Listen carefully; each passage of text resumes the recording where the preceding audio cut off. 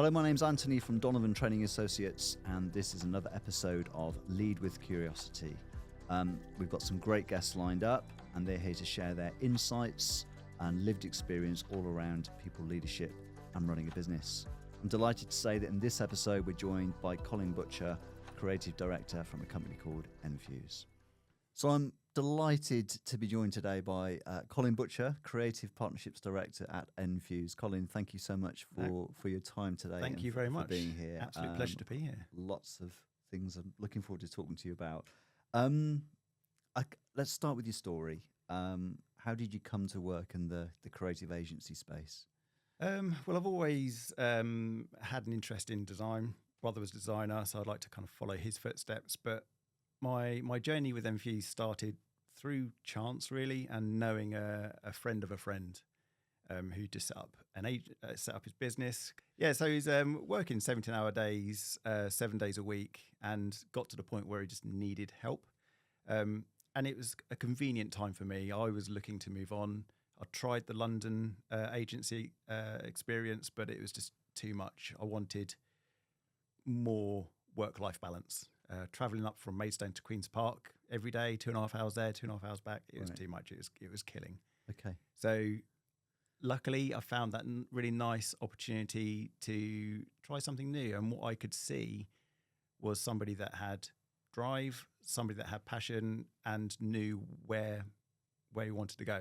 And I like that. That's what drew me in the most. So what was your first role when you joined? We should say that the person you're referring to is Matt Brown, who was actually a guest on an earlier podcast. So if people hadn't joined the dots. Yeah, so, absolutely. So what was your first role when you joined? Literally, my first role was designer. Okay. Junior designer. It started out as a trial, a weekend trial. And I think I remember it was a Saturday, Matt paying me cash in hand just to help him out, just to see if I liked it, if I liked the work, if I performed. And literally from that point, I loved, I think it was a Roundtrees unit or something that I was working on back in the day. It was really exciting, and it's exactly what I wanted to do, be part of something. And then going through to where I am now. So talk me through that. What were the various stages of roles you had? I've pretty much done every single role possible at n-fuze, apart from HR. So it's, designer right through to team leader, then studio manager, business development, and now like creative partnerships director. So the journey that I've done over the last 19 years, the company's been going 20. I was Matt's real first employee, so I've been with him 19 years now. Rumour has it he sold a car to pay for you. Is there any truth to that rumour? He did. I thought we weren't going to talk about that. Yes, but again, that just shows Matt's drive to succeed. He was willing to make those sacrifices early on because he could see the value, and that was reflected in how I saw Matt and the company. I knew that he wouldn't fail me, and I could see where this was going. Okay. Well, congratulations on passing probation. It's obviously thank you. It's 15-year probation. Yeah, I'll pass that eventually. Yeah. Well, maybe you haven't. I don't know. Well, you don't work in HR, right? So we don't know. But we'll gloss over that. So I'm interested. Take me back to those early days. So you went from being a creative designer to the studio team leader. That is quite a shift. Yeah. What were the hardest parts of that for you? I think the hardest parts for me was how I perceived leadership. I always thought it was a black and white answer. Like they're the person, they're telling you what to do. I didn't see it necessarily at that stage as being a two-way conversation, if you know what I mean. Mm-hmm. So to have a boss really lean on you and force you into these situations where you're really giving input. You're not just being told what to do. Your input is being valued. That was a real refreshing change for me. In the other places that I've worked up in London, you were literally just told what to do. Right. And I could see in the very early days from the beginning that that transition from like creative designer up to leadership wasn't going to be a quick fix. It wasn't going to be, oh, suddenly you're a leader. it's a journey and learning along the way, and making mistakes and owning those mistakes and learning from those mistakes. You rely on a lot of your peers and your colleagues to learn from yourself, because you're on a constant journey, aren't you? You're Right. constantly learning, and you never stop learning, even from being just a designer. I say just a designer. I was going to say, you say just. You're doing yourself a disservice. You were Well, I'm doing the our n-fuze and service as well. proud, very proud designer. What about that letting go? Because I'm working on the assumption here that you were doing a lot of a lot of design work to now, Yeah. I guess, allowing others to do that. How easy was it to let go of the fact that you're not the main person doing the actual It design? was very difficult. Being a creative, that's your identity. Right. You take so much pride in what you do, and what your output is, that you become possessive over it. Okay. That's a hurdle. It got to the stage, and Matt was at that stage at the beginning, where you can't keep hold of everything. It's just impossible, because if you try and keep hold of everything, you're spreading your efforts, so you're not doing everything to the best of your abilities, because it's just not time. And it's really rewarding to be able to have that step back and allow other people to shine. I remember a few instances, and one that really sticks in my mind actually is being a creative agency. We're asked to do a lot of conceptual work, and back in the day, I used to be the 3D king, doing it on a program called Rhino, and we used to have to come up with these concepts. And everyone used to come to me for these ideas, because I was the one that did most of it at the time. And I remember the team members coming to me and saying, "We've got this brief in, we need some concepts. If you can come up with a few, we'll come up with some as well, and we'll go from there." And I drew a blank. It was like that. There was a pinnacle moment for me. It wasn't the fact that I was burnt out or anything like that. It was the fact that for the first time in my life, I couldn't actually think of a decent idea. And my brain's all over the place a lot of the time, and I'm very creative in that sense. But when you just draw a blank, there's a little bit of mild panic set in. Right. But then it was so reassuring to see the team come together, and the ideas that they produced, because I hadn't produced any, and they couldn't rely on my ideas. Their ideas that they produced was like mind blowing. I was like, wow, like why are you coming to me? You can do this. You can Well, do that this was going to be yourself. my next question. So, when they came to you, was that them? Was that protocol? Was that seeking reassurance, or It wasn't protocol at all. It was more mindset. okay? Like for me, when it was just myself and Matt the boss, I would almost become kind of lazy, and ask Matt where this was or where that was, or how do I do this, how do I do that. But he was very, very good from the start of answering my questions with questions to get me to think for myself. And I know that's something you've taught us. And Well, one of my favourite questions is, what have you tried so far? And exactly that. And if the answer is, well, nothing, you only ever asked that once, right? Exactly, yeah. Matt was the same. He's like, "Oh, where's this file? Oh, where have you looked? I haven't." So it's that kind of thing, and that's from a junior designer's perspective. You're looking for that immediate guidance, but you're never going to grow if you're just being told what to do all the time. Right. You become lazy, so to speak. So it was having that that guidance and getting into that mindset of allowing people to think for themselves, creating that space where they could become creative and really explore ideas. I like the saying, "No idea is a bad idea." Right. I mean, the actual initial idea might not be the right one, but it will spur on other ideas, and then it creates this really kind of like fusion of amazing ideas. What's really interesting is that mindset of that immediate panic, and then it almost feels like you became comfortable with being uncomfortable. Yeah, yeah, that was a light bulb moment for Yeah. me. I remember it vividly, but Yeah. it's having that mindset that your team will come together, and giving them space to be creative and to grow was a vivid turning point for me. So you talked about growth. Yeah. Thinking about yourself.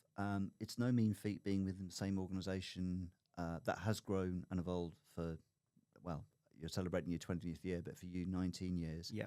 How have you personally avoided either complacency or staying comfortable? One of our overarching values that has always been there, but only recently recognized, is evolution. We're always trying to keep things fresh. Think, and it's very cliche, but think outside the box, and have fun with it. We've always been a company where we like to have fun, like to think differently, like to kind of create bigger and do the best for our brand partners, because it's not just a project for us. Another saying we have is partnerships, not projects. Well, I was going to say, it's interesting you've used the phrase brand partner. You're not using client. You're not using. They're not clients. Customer. Is that intentional language that you're using there? It is, because our clients deserve more respect. They trust us impeccably, and it's vice versa. So it's not just them giving us a project, we do it, and then move on to the next. We really care about the end result and beyond. In fact, like, we really care about what that result brings for them. In the creative industry, you'll get a lot of agencies that struggle to work together for the benefit of their brand partner or their client, depending on what they call them, which kind of goes against the ethos, and it's counterproductive in a sense. Why not work brilliantly together, make the job all nice and fluid, and then the brand partner will come back to you, and you get that value, you get that trust, you get that loyalty in a roundabout way. And all these words that I'm saying are our core values. We've got 4 core values: it's, creativity, pride, trust, and unity. We've only just recently realised those through our head of people, but they've always been there, whether it's internally with our team or externally with our brand partners. I remember a business coach that you might know called Anthony Donovan. He's helped us out massively over the years. But one thing he said to us is make friends with the company, not just the person. And yes, that is absolutely key, because as soon as that one person leaves and goes somewhere you can't work with them, then you've lost the business. But I've kind of evolved that, and I make friends with lots of people, and I call them friends as well, because at the end of the day, yes, they might be really important in that business, but they're people. They walk the dog, they have weekends, they've got kids, and I like to find that connection there. Well, let's talk more about that, because you've gone from being a very successful graphic designer to now, I think it's fair to say, a more externally focused, more strategic role. How have you personally built your confidence to go into and step into those types of conversations? Yeah, I mean, for me personally, confidence doesn't come naturally. It does take time and experience, but the only way you're going to get better at these things is to put yourselves in those situations. I've got a prime example. A couple of years ago, in fact, probably about 5 years ago now, I was asked to be part of an innovation day for Accolade Wines, who are now Vinnicky. And that was down at their Bristol plant. It's a huge, I think it's got like 2 postcodes. It's that big. But that's where they do all the bottling. But a lot of the innovation side of things goes on there. And they're holding this huge day, inviting loads of different companies down to talk about how they're being innovative for their business. And working with this brand for 13 years or however long it was, obviously we'd love to do that. We'd love to help them, because if it benefits them, it benefits us in a roundabout way. So being asked to go down to this innovation day, it was in front of 50 or so people in almost like a cinema setting, like rows of chairs, floor to ceiling screen behind me in a plinth that you're standing in front and talking to all these people. I hate that sort of thing. I can hear you. I can feel your heart rate going. Yeah, I can feel it now. But we were asked to make it engaging, like fun, rather than just a PowerPoint slide and monotonous tone. I took that a little bit too literally. Ended up creating a black and white spoof 1940s comedy video with like the scratches and the typical English voice, just for a bit of fun to break the ice, and it did just that. Yeah. It didn't backfire at all. It did exactly what I wanted it to, but there was a time when I was panicking, thinking, I've taken this too literally. But it broke the ice. It got people laughing, really engaged. So many questions throughout a day. But it's interesting. We were chatting before we did the recording, and you mentioning that you were at a conference up in Manchester, and someone basically stood up and said, "I'm really nervous here," and finding that quite refreshing and quite authentic. But what you're really saying is, it's a bit like we said earlier about being comfortable with being uncomfortable. It's kind of going for it. Exactly that. It's finding that connection. Like you said, that talk in Manchester, it was a guy called Ben Newbury, I think, for Yorkshire Tea, like one of the brand managers there, or marketers, sorry. He literally stood up and said, "I hate talking in front of people. I am bricking it," kind of thing. But everyone's been there. They've all had that experience. So instantly there's that connection. Makes people smile, makes them relax, makes him relax knowing that they're happy watching him. Yeah. And it's instances like that. It's instances like this. This is the first ever podcast that I've done. Right. Didn't know what to expect, but you can feel it's flowing nicely and you've got a nice chat. So yeah, put yourself in those situations where you're uncomfortable, because you're only going to get better at doing that by doing it. Love that. Other examples I'll just run through briefly, but going to a big meeting with a big client. I just come out of the toilet going for a nervous wee, wash my hands, and the hand dry didn't work, so I had wet hands. Right. As soon as I came out, he was there ready to shake my hand, and I was like, "Oh, this is awful. I've got a soaking wet hand. I can't shake hand. My hands are wet. I've just been for a wee." So it's those uncomfortable situations. I love about it now, but at the time, so nervous, but it's all experience. It's all character building. Okay. And I'm very much a people person. I reflect on their kind of mood. Well, speaking of reflecting and going back, for anybody listening, but particularly I think new managers listening, going back over the years, are there any practical habits that helped you shift from being an excellent, I guess, individual contributor to being someone who allows others to shine? Yeah, absolutely. It's human dynamics, really, and understanding that. And one of the first steps from being a designer to a leader was realizing the impact that I had. And you'll know back from the days when I was becoming that leader, I was quite hot-headed. So I would skim read emails and vocalize my frustrations really quite quick. Yeah, you wouldn't have been in my poker team, put it that way. Well, yeah, exactly. Well, might now, but yeah, I didn't really realize the impact that had. Right. So being able to reflect and think, and it is that book that we've already, or Matt spoke about last time, that Chimp Paradox. Yeah, we've named ours. Matt named his after his daughter, and I named mine Claude, but again, that was... was that after the AI tool, or just... No, it's pre-AI. Years before. I don't know why I called it Claude, but I quite liked it. But it's just that, giving yourself time to think. And immediately, leaders don't have all the answers. And if you're comfortable with that, you can kind of say, all right, I don't know what you're asking me now, but give me time. I'll go and find out, and I'll come back to you. And I've had so much guidance throughout my career with that healthy mindset, just to kind of create that space and answer questions with questions, let them think for themselves, and don't shoot down their ideas. Something I've learned recently, it's an old saying, but I've never heard it before until recently, is feed forward, not feed back. Mm-hmm. So it's not like an open criticism of your work. Oh, you've done that wrong. You should do it like this.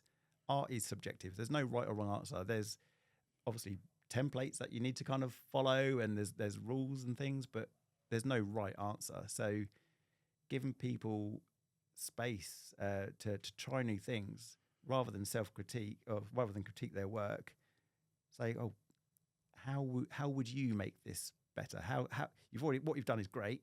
How can we make it better? So we're back to that questioning technique that we spoke about earlier. 100%. Right. 100%. Okay. And it's just knowing how you're perceived. And it could be really small tweaks and changes to how you talk to people. I'm quite fun and outgoing most of the time.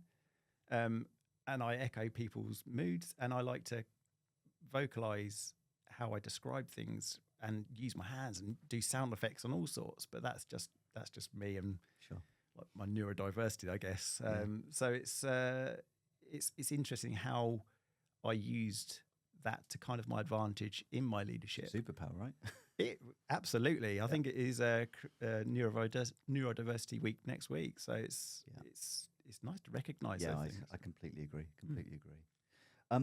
I've got one last question. We've reflected back. Let's kind of move forward. As you know, the title of this pod is Lead with Curiosity. I'd love to know, what are you curious about exploring or learning next? I like. We've always been a company that likes to try things differently. Mm-hmm. Like our values, we've actually created a card game with that as a bit of an icebreaker to meeting new brand partners, or using my son to handwrite a letter to a brand partner. My daddy really likes your company. Okay. These are the things we've done. I like to do things differently, and that's why brand partners really want to work with us. Once they realise what they get with n-fuze, they're there for a long time. And it is people within those companies, moving companies, and finding that opportunity to introduce us. We know a really great company. You need to work with them. And it's not just the output. There's that trust within the team, within our output. They've all got direct links to each designer, so there's not like Chinese whispers. Yeah. It's just being an open and honest as possible. We'll only ever do a job if we can do it to 100%. We wouldn't ever take something on that we couldn't do.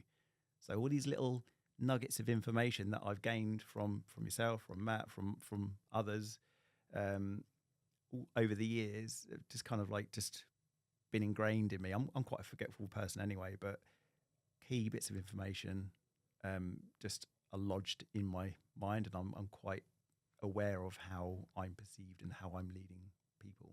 Well, I look forward to seeing what's next. Whatever happens, it's going to be fun. It's going to be creative. Yeah, I love a laugh. Colin, I'm so grateful for your time. Thank you so much for being my guest. Thank you. And let's see each other again soon. Absolutely. Thank you. Thank you. Thank you so much indeed to Colin for his time. Thoroughly enjoyed listening to his journey and some of his top tips. If you like the content, please do give us a follow, and you'll find all the details about n-fuze and Donovan Training Associates in the notes below.